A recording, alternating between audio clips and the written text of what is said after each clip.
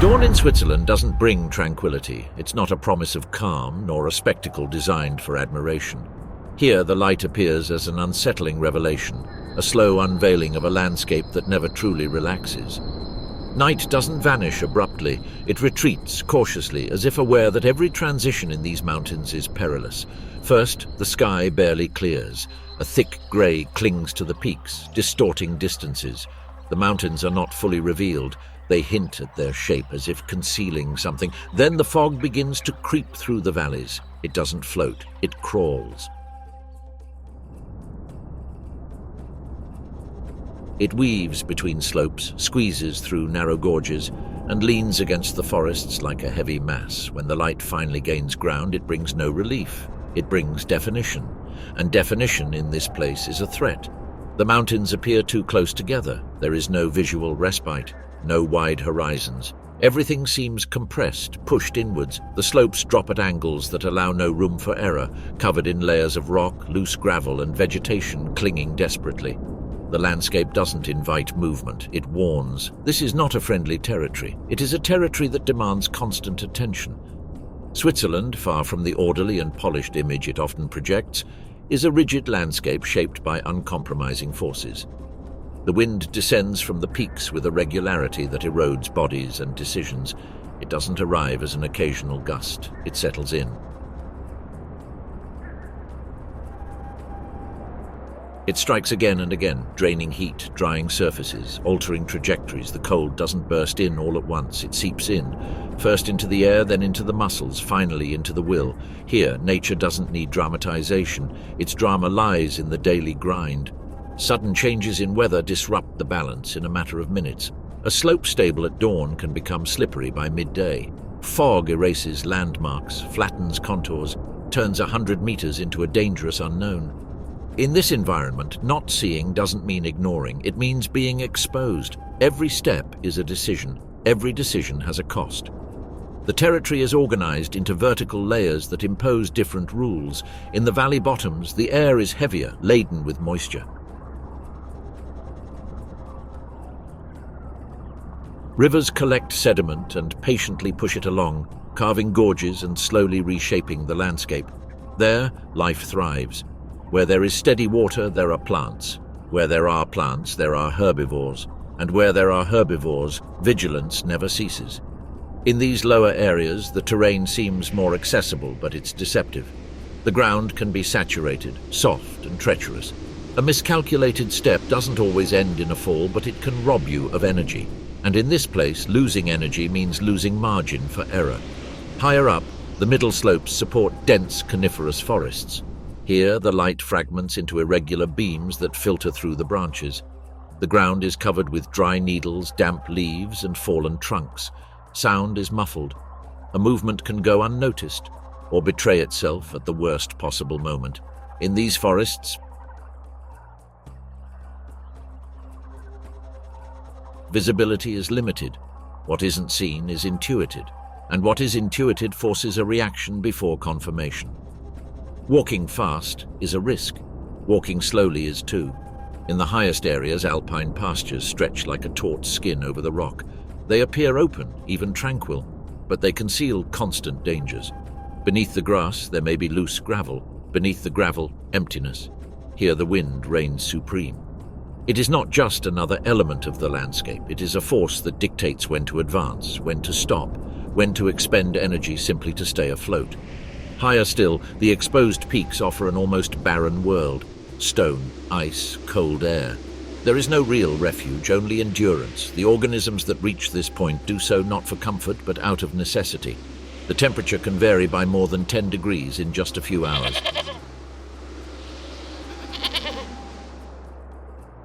The moisture accumulates below and disappears above. The ground is never completely reliable. Every step requires reading. Every reading requires experience.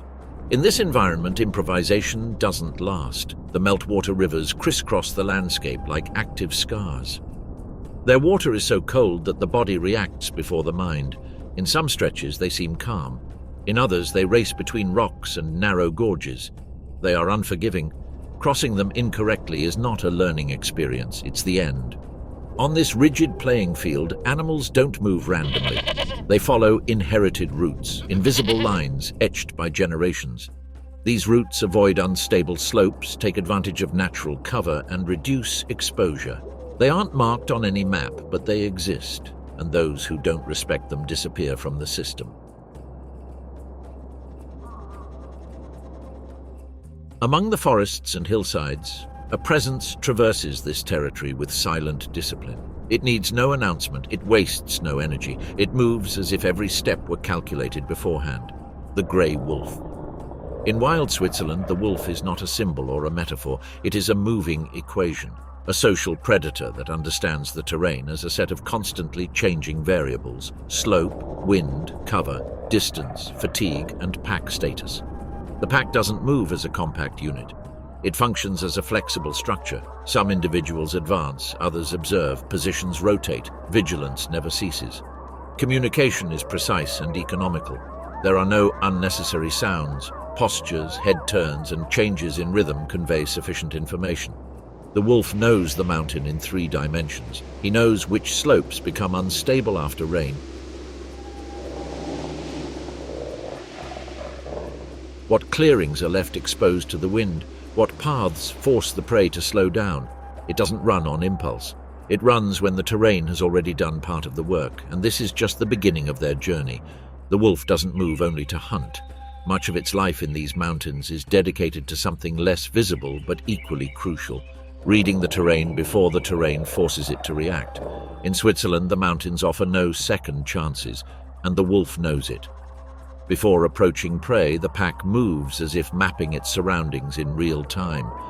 They don't follow a straight course, they adjust, they stop, they retreat a few meters, they change slopes. Each correction has a reason: a shifting wind, an unsuitable incline, ground that doesn't offer enough traction. Success doesn't depend on running faster, but on reaching the right spot without wasting energy. The pack fragments and rejoins depending on the terrain. In open areas, individuals maintain a greater distance from one another. In dense forests, they close together. This isn't blind instinct, it's constant adaptation. Each wolf understands its relative position without needing to see each other. Coordination isn't based on constant eye contact, but on a shared rhythm. In this environment, silence is not the absence of sound, it is control. A misstep can cause a landslide. A loose rock can roll downhill, announcing its presence. A broken branch can travel farther than expected in a narrow valley. The wolf treads where others have trod. It takes advantage of invisible trails, routes opened by generations of ungulates. The terrain for it is accumulated memory. Prey in these mountains doesn't behave like it does on the plains. It doesn't flee long distances. It seeks out changes in elevation, abrupt changes of direction, obstacles that force the pursuer to slow down. A deer doesn't need to be faster than the wolf. It needs to be more unpredictable during a few critical seconds. That's why hunting doesn't begin with the chase, it begins with the selection. The herd observes. It assesses size, posture, pace of movement. A slight limp. An animal that lags only slightly, a head that lifts late. They're not looking for obvious weakness. They're looking for margin, a small margin of error, but enough. The attack, when it occurs, is brief, violent, precise. There are no long chases, no prolonged attrition. If the prey manages to reach an impossible slope or an overly dense forest, the hunt is called off. To pursue further would be to waste energy without any guarantee of success. And in this environment, spending energy without a guarantee is a bad investment. The wolf doesn't rule the mountain. He negotiates with it. Meanwhile, above these hunting trails, life continues on a different frequency. In the alpine fields, marmots adjust their routine to the light as if obeying an internal clock calibrated over generations. They don't all emerge at the same time. They don't scatter uncontrollably. The surface is dangerous but necessary. A marmot's body needs warmth to function. Without sunlight, its muscles respond slowly. Reaction time increases. That's why every exit is carefully measured. They pause near the entrance. They observe. They listen. The sky is as important as the ground. An eagle can appear without warning, and a marmot out of position has no time to correct its course. The colonies are not chaotic. Each individual occupies a roughly defined area. The distances are not arbitrary. They allow an alarm to spread quickly without everyone being exposed to the same point of attack. When a marmot hisses, it's not asking for help. It's activating a protocol. The whistle cuts through the cold air like a clear signal. In a fraction of a second, movement freezes. Bodies that were eating become statues. Then the retreat. There is no panic. There is execution. Young creatures observe everything. They learn without explanation. They learn which shadows are normal and which are not. They learn that the wind can bring information before sight. They learn that lingering a second longer than necessary can mean the difference between returning to the burrow or not returning at all. Further downstream, where the rivers widen and the water slows, the landscape changes again.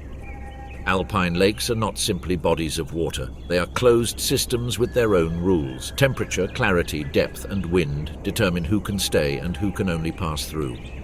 The white swan does not move randomly. Its trajectories follow patterns that maximize access to food and minimize exposure. Although it appears calm, every movement of its neck is a reading. Every turn of its body is an assessment. The water's surface is deceiving. Beneath it, the temperature changes, currents shift, and plants offer resistance. The swan adjusts its buoyancy and balance with constant micro-corrections. Nothing static. Everything is compensation. When other animals approach the lake, the swan doesn't react immediately. It observes, it gauges the distance, it interprets their intentions. It doesn't attack impulsively, but when it decides to defend its space, it does so decisively. Its body becomes taller, its neck arches. The message is unmistakable. For young people, learning is continuous. They follow adults, they repeat patterns, they imitate reactions, they learn which noises to ignore and which not. They learn that calmness doesn't mean safety, it means control. Upon leaving the water and returning to the forest, the environment becomes three-dimensional once more. Fallen logs create barriers. Exposed roots form traps. Light enters at irregular angles. Here, visibility changes with every step. The roe deer moves as if the forest were a familiar board game. It doesn't explore. It traverses. Its routes are not random. They connect points of food, shelter, and escape. Every detour has a purpose. When it lowers its head to feed, it does so for a few seconds. Then it stops. It listens. Its ears move before its body. If something seems off, it doesn't hesitate. It retreats. It changes direction. It disappears into the vegetation. The roe deer doesn't defend itself by confronting. It defends itself by not being where it's being sought. During the breeding season, behavior changes. Males patrol areas more frequently. They don't seek open fights. They seek visual control. They mark their territory discreetly. They assess responses. Direct conflict is rare but possible, and when it occurs, it's brief. No one can afford an unnecessary injury. Females, on the other hand, seek cover, places where visibility is limited for others but sufficient for them. The young are born silently. They learn quickly. The forest doesn't allow time for prolonged mistakes. In the wetter parts of the forest, near streams that never run dry, the fire salamander moves with a completely different logic. Its world is not one of speed or distance. It is one of stability. Every movement is slow, deliberate. The skin needs constant moisture. A dry stretch can be as dangerous as a predator. That's why the salamander chooses its routes with extreme care. Fallen logs, accumulated leaves, thick moss, anything that retains water is valuable. Its coloration is no accident. It's a message. It doesn't flee quickly. It doesn't need to. Its defense is chemical. But even with that advantage, it avoids unnecessary contact. It doesn't waste energy. It doesn't expose itself to the sun more than absolutely necessary. The larvae depend on clean, oxygenated water. An altered stream changes the entire system. When the salamander disappears from a stretch, it's not an isolated event. It's an early sign of imbalance. At the edges of the forest, where the ground dries out and the light penetrates more intensely, the hoopoe introduces a different dynamic. Its constant movement contrasts with the stillness of other animals. It doesn't stay in one place for long. It explores, it observes, it digs. Its long beak is a precision tool. It searches for insects where others cannot reach, crevices, loose soil, logs. Each capture is swift. Each pause is brief. The environment allows no lingering distractions. The hoopoe does not dominate the territory. It connects it. Its presence indicates transit, flow, relationship between different spaces. Wild Switzerland doesn't function through isolated scenes. It functions as a system of overlapping tensions.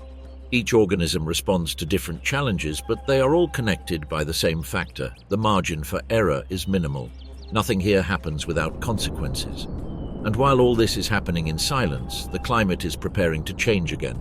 Because in these mountains, stability never lasts too long. The weather in wild Switzerland doesn't act as a backdrop. It acts as another player. And unlike animals, it doesn't need to conserve energy or learn from the terrain. It simply changes. And when it changes, it forces everyone to adapt at the same time.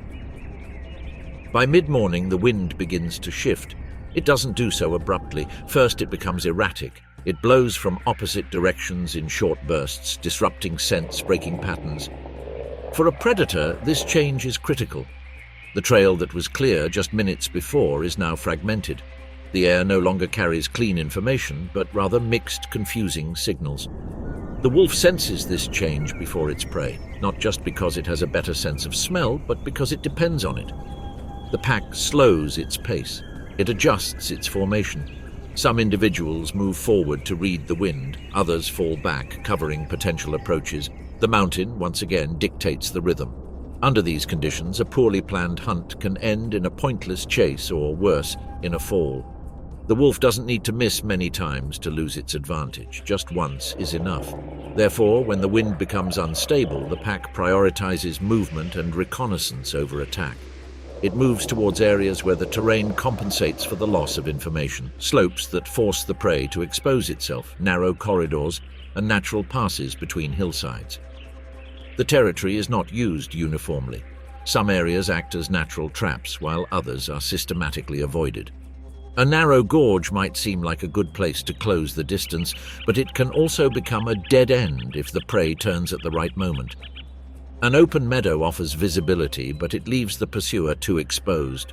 The wolf isn't looking for the perfect scenario, he's looking for an acceptable one. Meanwhile, at higher altitudes, the weather operates according to a different logic. The wind doesn't just stir up smells, it steals heat. The temperature drops several degrees in a matter of hours. The clouds compact. The light becomes flat. The sun no longer provides enough warmth. The marmots sense this change immediately. Surface activity decreases. Their forays become shorter. Their bodies need to conserve heat. A mistake now not only exposes them to a predator, it exposes them to the cold. Colonies adjust their behavior without visible signs. Fewer individuals outside, more time inside. Entrances are used quickly. Silence becomes more frequent. When the wind blows hard, sound travels less effectively. Audible alarms lose effectiveness. And when a tool loses effectiveness, its use decreases. Young people learn something crucial in these moments. There isn't always a warning. There isn't always room for error. The mountain doesn't give clear signs before it punishes. Further down in the valleys, the humidity begins to rise. The air becomes heavier. The ground takes longer to dry. In the forests, damp needles and leaves become slippery. Walking requires more care. Energy is used up more quickly. The roe deer senses this change in the ground before it does in the air. Its legs, designed for traction, begin to lose grip in certain sections. It adjusts its routes. It avoids steep slopes. It prefers paths already compacted by other animals. Where the ground gives way, the risk multiplies. The movement becomes more conservative. Fewer long strides, more pauses, more observation. Feeding continues, but with greater caution. The roe deer cannot afford a fall. An injury now would make it a prime target. Under these conditions, the relationship between prey and predator becomes tense. The margin for error shrinks for both. The wolf loses information due to the wind. The roe deer loses stability due to the ground. Neither has a clear advantage. And when neither has an advantage, the system enters a dangerous waiting phase. The lakes, on the other hand, seem indifferent to change. The surface remains smooth. The water reflects a grey sky. But beneath the surface, the currents adjust. The wind generates internal movements that alter the distribution of submerged plants. The swan detects these variations with its body. The trajectories change slightly, not by conscious decision, but by constant correction. The swan seeks areas where water resistance is lower, where energy expenditure remains low. Eating more isn't always possible, expending less is mandatory. In times like these, territorial defense becomes more stringent. A swan will not tolerate any interference near its nest when the weather becomes unstable. The risk is not just the intruder, it's the extra energy expended in reacting. Young people, still inexperienced, depend on the behavior of adults. They follow paths. They imitate pauses. They learn when to move and when to stay put. The lake, although it may seem uniform, has safe areas and areas that should be avoided when the wind is strong. In humid forests, the fire salamander finds relative refuge. The humidity favors its activity, but even here change is palpable. The water runs more forcefully. Some microhabitats flood, others dry up unexpectedly. The salamander adjusts its route. It avoids faster currents. It seeks out calmer waters. Reproduction depends on this stability. A larva swept away by a current that is too strong has no second chance. At forest edges, the hoopoe faces another challenge. The wind makes flight difficult. Short trajectories become erratic. Foraging for insects becomes more costly. The bird reduces long flights. It prefers to move by hopping, protected by bushes and tree trunks. Each species responds to the same climate change with different strategies. But the result is the same. The entire system enters a state of stress. And in that state, mistakes happen. A roe deer travels a little farther than usual in search of less saturated food. A marmot lingers an extra second outside its burrow. A swan defends its territory with more energy than necessary. A wolf misjudges a slope. These aren't dramatic errors, they're minor discrepancies. But in this environment, those minor discrepancies accumulate. The wolf pack detects a different movement at the edge of the forest. It's not an obvious escape. It's not a routine movement. It's a change of pace. One of the wolves moves forward a few meters to confirm. The wind is still unstable, but the terrain is beginning to work in their favor. The prey doesn't yet know it's been watched. It only feels uneasy. Something's off. It stops. It raises its head. It listens. That moment, that brief pause, is where the system tilts. The wolf doesn't accelerate, not yet. It adjusts its angle. It moves toward an area where the ground is firmer. Another individual cuts off a possible escape route. There's no obvious sign, no burst of movement. Everything happens in silence. The roe deer decides to move. It doesn't flee. It walks quickly. It changes direction. It seeks cover. But the damp ground doesn't respond the same way. The ground barely gives way. It takes longer to find its footing than expected. It's not a fall. It's not an obvious stumble. It's a minimal loss of time. And in the mountains, time is the most expensive variable. The pack reacts, not with extreme speed, but with positioning. The attack won't be long. It can't be. If it fails, it's cancelled. If it works, it must be immediate. The roe deer turns towards a slope that would normally be safe. But today, the humidity changed the friction. The angle demands more effort. The body responds, but the energy expenditure skyrockets. The wolf coming from below doesn't run faster. He runs better. He takes advantage of the slope. He uses gravity. The attack happens in seconds. There's no drawn-out drama, no lengthy chase. There's a brief, precise clash. The system resolves itself quickly. For the herd, the outcome isn't just food. It's margin. Margin to weather the next climate change. Margin to endure the cold. Margin to continue existing. But that margin is never definitive. While the group feeds, other actors observe. Scavenging birds, always vigilant, begin to appear in the sky. They don't descend yet. They assess distance, time, risk. The wolf eats quickly, not out of anxiety, but as a strategy. It knows that the environment doesn't stand still. The wind can change again. Visibility can decrease. Other predators can approach. The mountain offers no celebrations. Meanwhile, in other parts of the territory, life continues to adjust. Marmots reduce their activity to a minimum. Swans reorganize their spaces. Salamanders take advantage of the extra humidity. Hoopoes seek more stable shelters. The entire system is being reorganized, and in that realignment, the conditions are prepared for the next imbalance. Because in wild Switzerland, stability isn't a state, it's an interval. After the attack, the territory doesn't calm down, it just readjusts. The mountain absorbs the event as it absorbs everything, without emotional record, without symbolic memory. The grass slowly grows back, the smell lingers for a while and then fades. But the animals that remain in the area don't forget so quickly. They adjust, they change routes, They modify schedules. Death leaves a mark that is unseen but felt. The wolf pack doesn't stay in one place for long. Eating is a priority, staying put isn't. Food solves the immediate problem but creates a short-term one, visibility. Where there are scraps, there are observers. Where there are observers, there is competition. The individuals eat in turns, not all at once. Some keep watch, others feed. Positions rotate precisely. There are no internal disputes. The hierarchy is clear. At this moment, the group functions as a single unit, and any internal friction would be an unnecessary loss. Once satisfied, they don't leave abruptly. They move slowly toward cover. The movement is gradual. Leaving the area too quickly could expose them in open terrain. Staying too long would attract unwanted attention. The balance is delicate. The carrion birds, which had kept their distance, begin to descend once the flock has departed. Their arrival is not chaotic, it is orderly. Each species occupies a specific role. The largest take their place first, the smaller ones wait. The process is swift and efficient. Nothing is wasted. Meanwhile, in the nearby woods, the roe deer that avoided the encounter adjusts its behavior. It doesn't perceive the event as an abstract danger. It integrates it as a pattern. That area, that slope, that time of day now carry a different weight. The animal doesn't think about it. It internalizes it.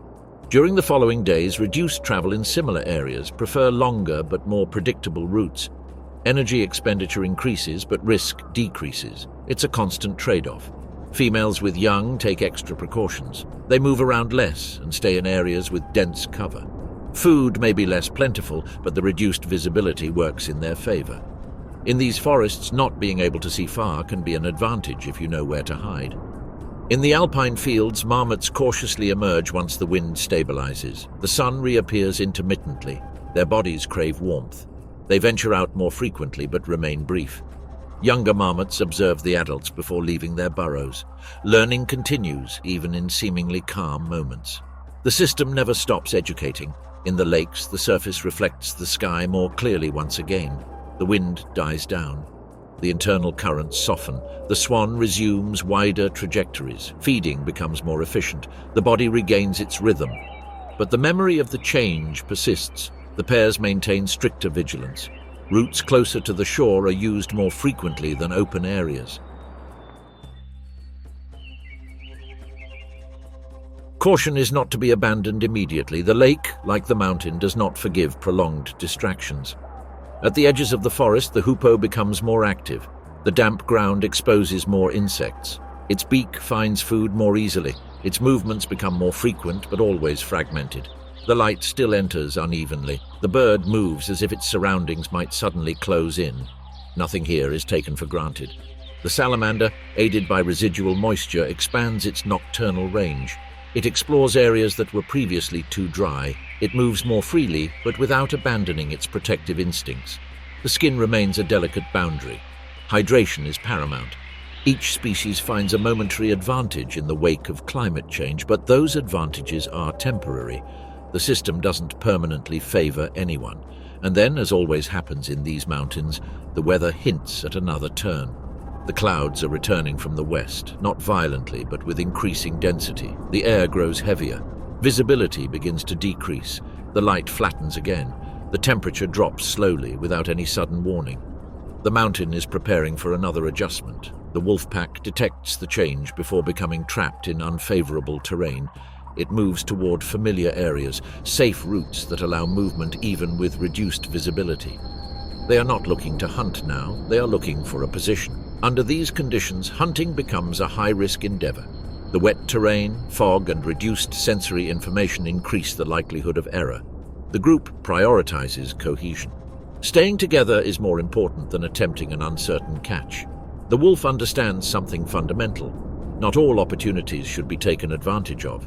The roe deer, on the other hand, becomes more active during brief windows of opportunity. It takes advantage of moments of lower pressure to feed quickly.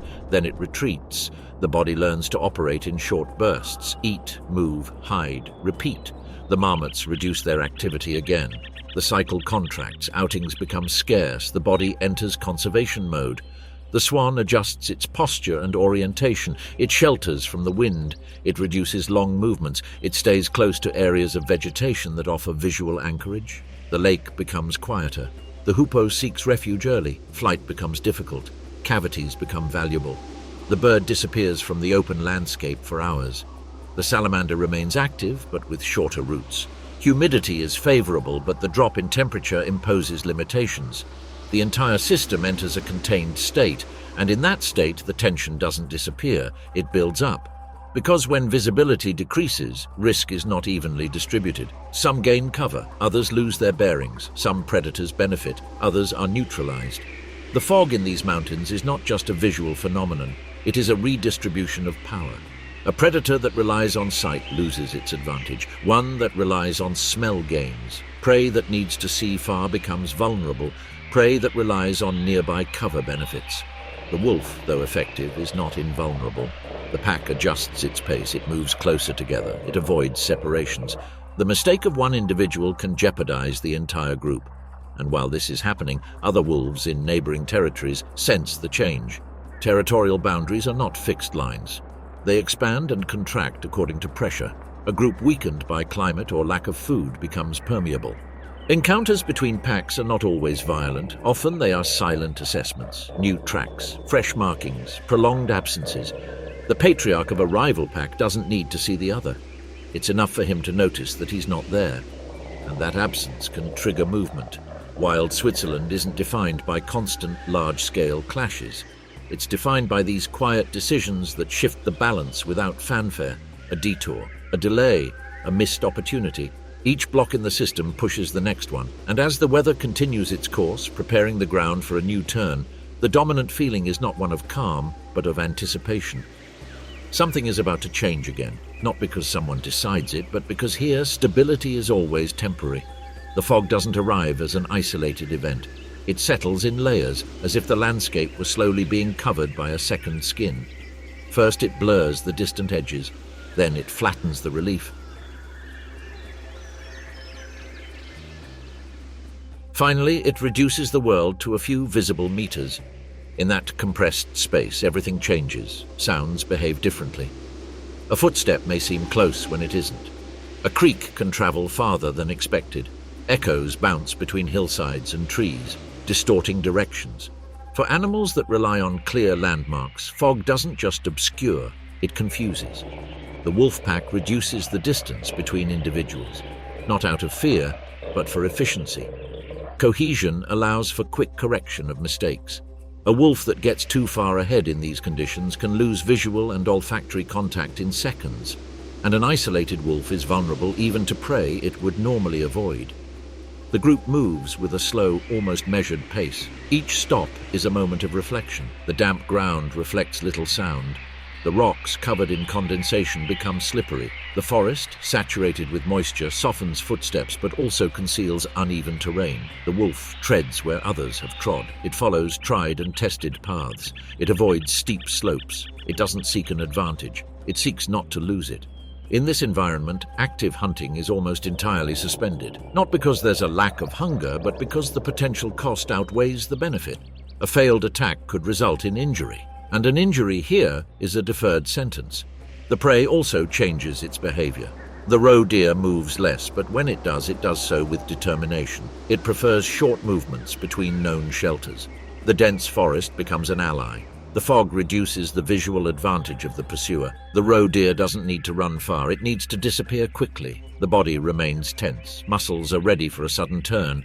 The ears are constantly alert, the sense of smell becomes the primary guide. A strange odor is enough to halt all movement. Females with young further reduce their activity. They remain in areas where low vegetation allows them to hide without losing sight of nearby landmarks. Food is secondary to immediate safety. Their nervous system prioritizes survival. In the alpine fields, fog transforms an open space into a labyrinth. Marmots practically disappear from the surface. Exits become rare. The damp cold quickly drains heat. The body cannot sustain prolonged activity. The burrows become centers of stability. Inside, the temperature is more constant. The outside noise is muffled. The world shrinks to familiar tunnels. The young move little. They learn to wait. On lakes, fog is a different story. The water's surface reflects diffuse light, boundaries disappear, the horizon dissolves. For the swan, this means a loss of distant visual references. The body responds by adjusting its speed and trajectory. It moves closer to the shore. It seeks out stationary features, reeds, shallow banks, emergent vegetation. Vigilance increases. Not because an immediate attack is expected, but because a navigational error can be costly. A failed takeoff under these conditions could end in a collision with unseen obstacles. The swan doesn't take off unnecessarily. It prefers to swim slowly, in a controlled manner. Young people stay close to adults. Learning continues even in stillness. They observe how movement decreases, how stability is prioritized over exploration. In humid forests, the salamander finds a favorable environment, but one not without risks. The humidity keeps its skin functional. But the low visibility increases the likelihood of unexpected encounters. The salamander reduces long journeys. It moves in familiar short stretches. Its routine becomes fragmented. The hoopoe practically disappears from the open landscape. It takes refuge in cavities. It reduces its activity. Flying in dense fog is too costly. The bird waits. Patience is a form of adaptation. During these days, the alpine Serengeti, because that's what this territory becomes, enters a phase of restraint. There are no major visible events, no spectacular chases, but the tension doesn't diminish. It intensifies. And when tension builds up, any minimal variation can release it. A change in wind direction opens an unexpected olfactory corridor. A bank of fog shifts a few meters, revealing a hillside. An animal moves confidently, believing the cover remains intact. The wolf pack detects one of those cracks. It's not an obvious target, it's not a clear opportunity, it's an ambiguous signal. A trail that appears and disappears. A scent that arrives in short bursts. The information is incomplete, but enough to pique curiosity. The group doesn't break away. It adjusts its position. Two individuals move forward a few meters, others fall behind. The formation stretches out without breaking. The terrain begins to slope. The incline isn't steep, but it's enough to force any animal to slow down. The fog is thinning slightly. It doesn't disappear, but it reveals outlines. Scattered trees, large rocks, an irregular clearing. In that clearing, something is moving. It doesn't flee. It doesn't run. It moves cautiously. It's a young roe deer, not a fawn, but not a fully experienced adult either. Its body hasn't yet mastered perfect balance on wet ground. Its sense of its surroundings is good, but not infallible. The animal stops. It raises its head. The wind shifts for seconds. The wolf's scent arrives fragmented. It's not a clear signal, not enough to trigger an immediate escape. The roe deer hesitates. That second of doubt is the critical point. The pack doesn't accelerate as a unit. Only one individual moves decisively, closing the angle. Another positions itself further down, taking advantage of the slope. The attack isn't frontal, it's lateral. The roe deer reacts late. It turns. It tries to retreat into the dense forest. But the wet ground demands more traction. Its hindquarters barely slip. It doesn't fall, but it loses momentum. The distance is reduced. There's no long run, no open chase. There's a quick, contained, almost silent finish. Contact happens in seconds. The game is resolved without fanfare. For the pack, the result is not just food, it's confirmation. Confirmation that even in adverse conditions, coordination works, that their reading of the environment remains valid, that their margin for error hasn't been completely exhausted. But that confirmation comes with a warning. The terrain took its toll. One of the wolves slipped while stopping. He wasn't injured, but his body felt the impact. Another expended more energy than expected, correcting his trajectory. Nothing serious, nothing immediate. But it was cumulative. The food is consumed quickly. The group retreats without delay. The fog remains an unpredictable factor. Staying too long would be unwise. As they fly away, other observers notice the event. Birds, always present, begin to appear as blurry shadows. They don't descend yet. They wait. The adult roe deer, which I had observed from a distance, absorbs the information. That area, that slope, that clearing are now avoided. Learning doesn't require direct repetition. A single observation is enough. The marmot on a nearby hillside briefly emerges and then disappears again. The system conveys tension even without direct contact. The swan, on the lake, raises its neck and adjusts its body.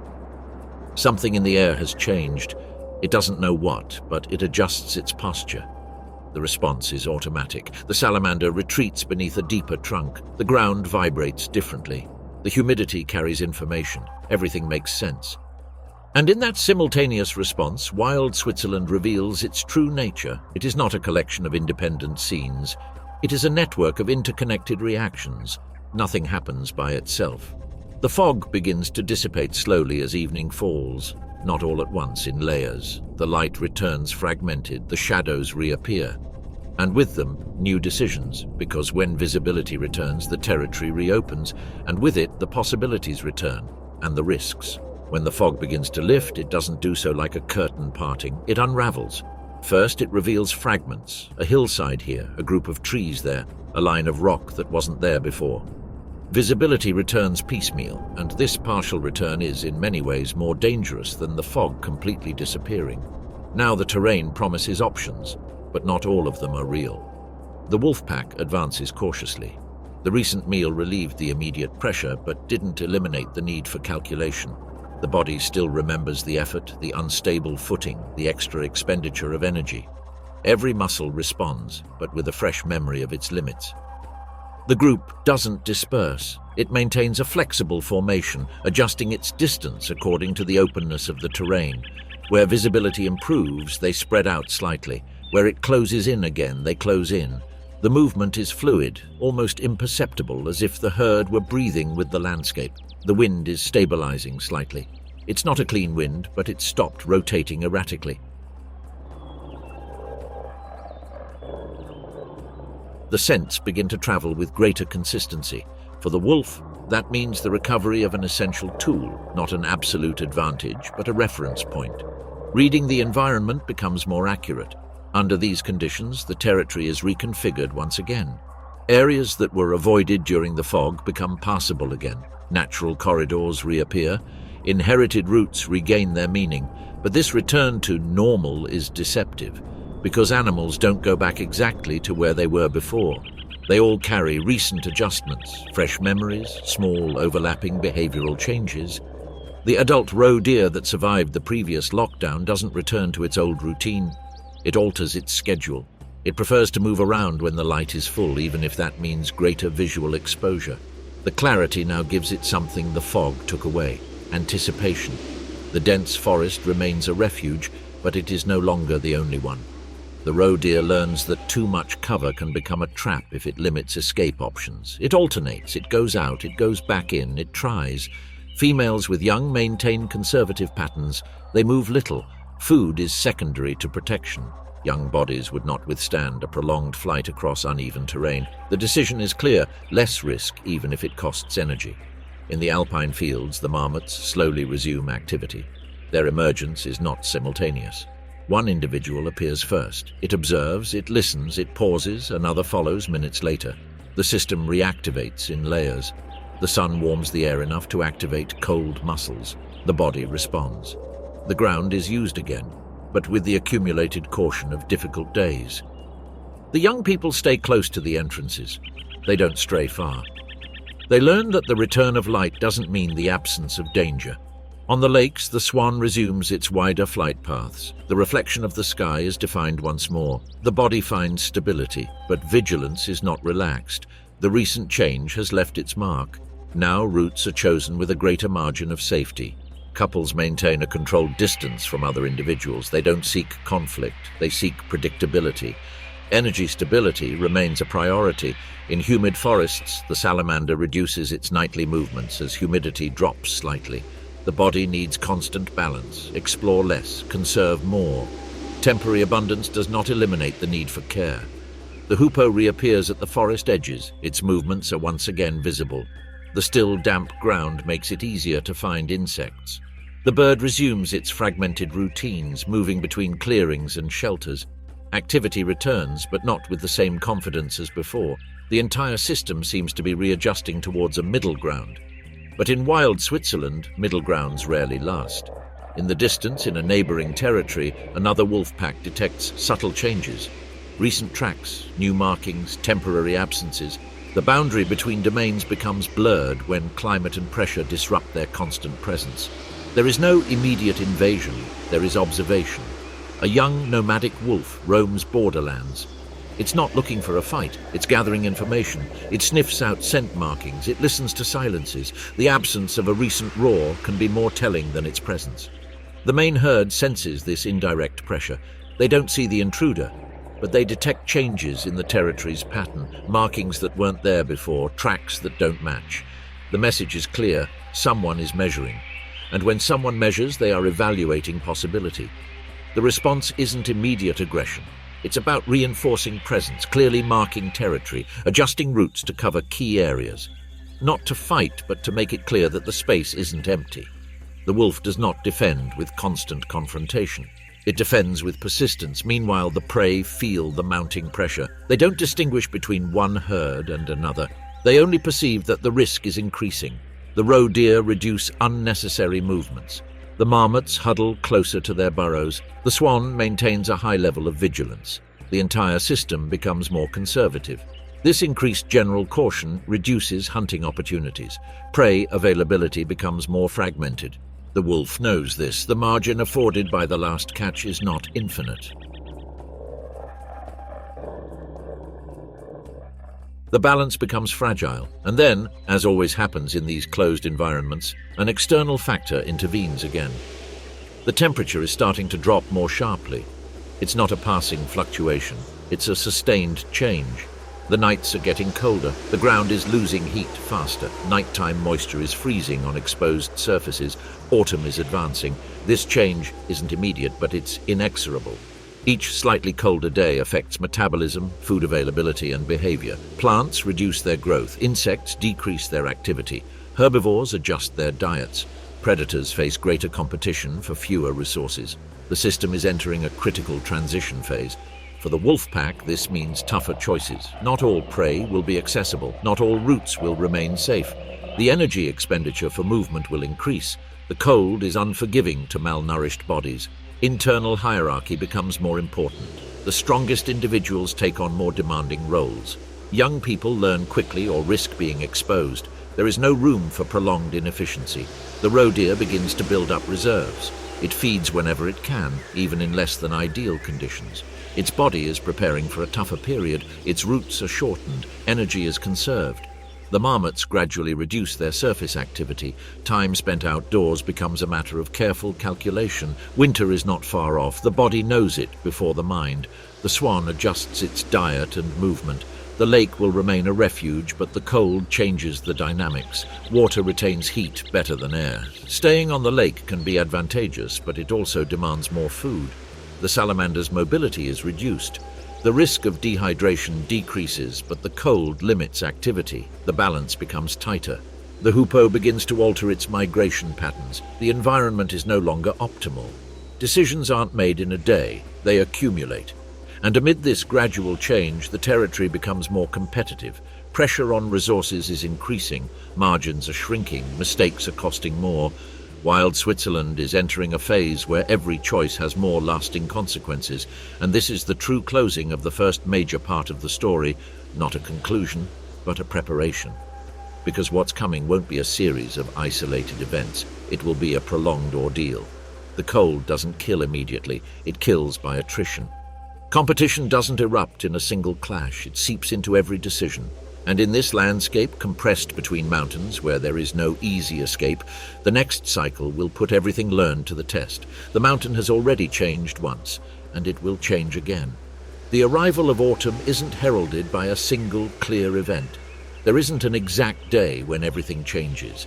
It's a series of small signs that, together, completely alter the landscape. The days are shorter, the sun no longer warms as much, the shadows lengthen earlier. And the body, even before the mind, begins to respond differently. The wolf pack feels this change on the first long trek of the morning. Their muscles take longer to get into rhythm. The ground retains cold moisture for hours. Each step demands more attention. Energy expenditure increases even on familiar routes. The group adjusts its schedule. It moves a little later, hoping the sun will raise the surface temperature slightly. It's not about comfort, it's about efficiency. Walking in the cold means expending more energy just to maintain basic functions.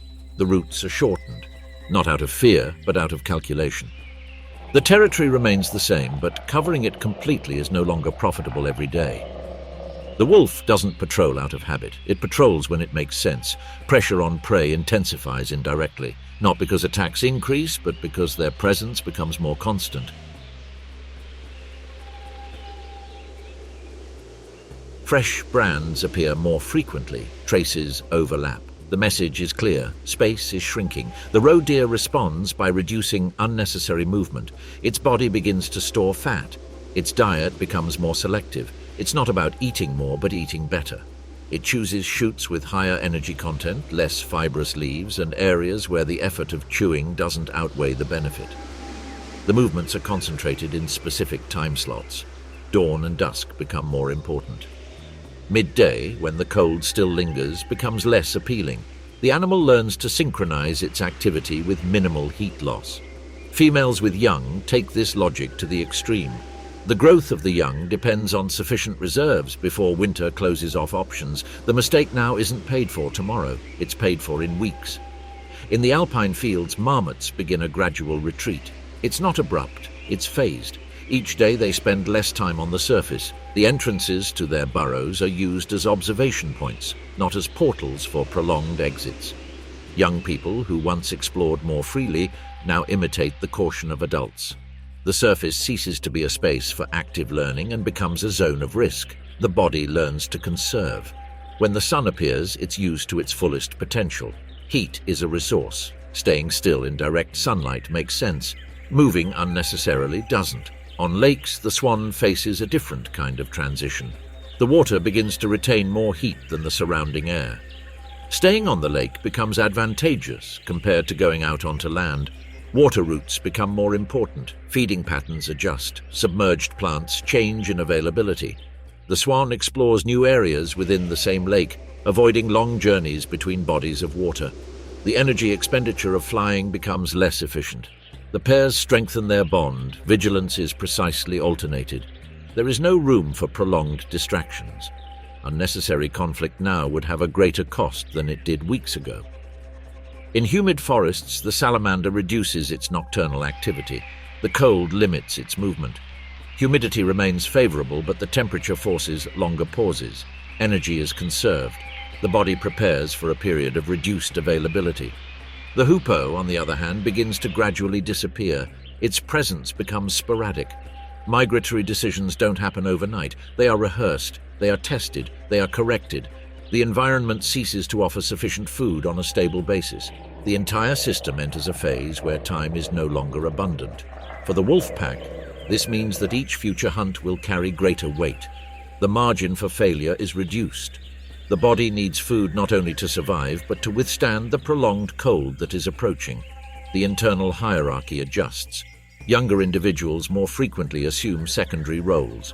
The most experienced lead critical shifts. The group's efficiency depends on a cumulative success rate of correct decisions. Territorial pressure increases. Neighboring packs feel the same phenomenon. Fewer available resources push them to explore boundaries. Marking becomes more frequent. Trails overlap. There is no open war. There is constant friction. A direct confrontation now would be costly for both sides. An injury at this time of year could be fatal. That's why confrontation is avoided whenever possible, but avoidance doesn't mean ignoring. Wolves read each other without seeing. They track absences. They detect changes in rhythm. They measure strength without contact. The territory becomes a chessboard where each move anticipates several more. The prey senses this diffuse tension. The roe deer detects routes increasingly frequented by predators. It adjusts its patterns. It prefers less productive but safer areas.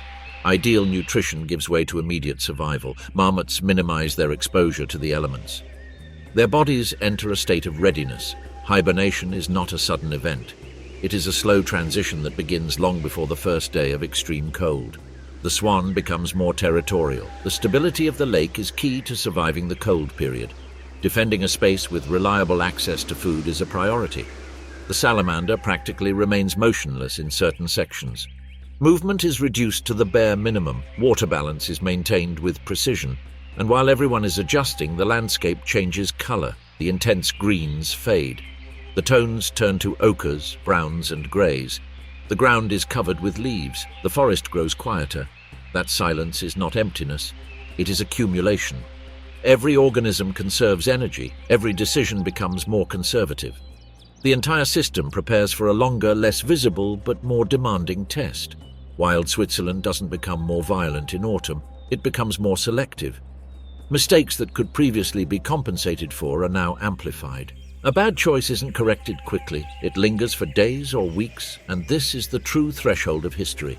Not the attack, not the persecution, not the abrupt change in climate, but this silent moment where everyone understands without words that the margin is over. What's coming won't be spectacular, it will be persistent.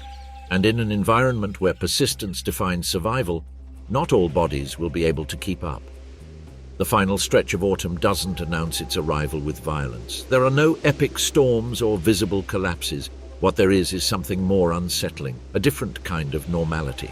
A landscape that continues to function but with less leeway, less redundancy, less forgiveness. The mornings start colder, the ground holds onto the frozen moisture well into the morning. The air cuts clean, dry, and each breath feels deeper, heavier. The mountain is no longer in transition. It is asserting a new rule. The wolf pack moves at a slower, more measured pace. There is no rush, nor is there any relaxation. The body moves with absolute economy. Every step has a purpose. Every detour is justified. The territory is no longer traversed for exploration. It is traversed to sustain. The recent food supply helped stabilize the group, but there was nothing left over. There is no surplus. There are no visible reserves. All that was gained was time to adapt, time to reorganize roles, time to prepare. Young people follow the central group with greater discipline. Distraction is no longer permitted. Experience prevails without conflict. Not because someone gives orders, but because the environment does not tolerate improvisation. Leadership becomes less visible and more consistent. There are no domineering gestures. There are quiet decisions that keep the whole group functioning. The pack doesn't need to demonstrate strength. It needs to endure. The routes are narrowed down to the safest ones, familiar corridors, areas where the ground holds up even with frost, places where the wind doesn't beat head-on. The wolf isn't looking for maximum advantage, it's looking for reliability. The territory feels smaller, even though it's the same. The prey also feel that invisible shrinking.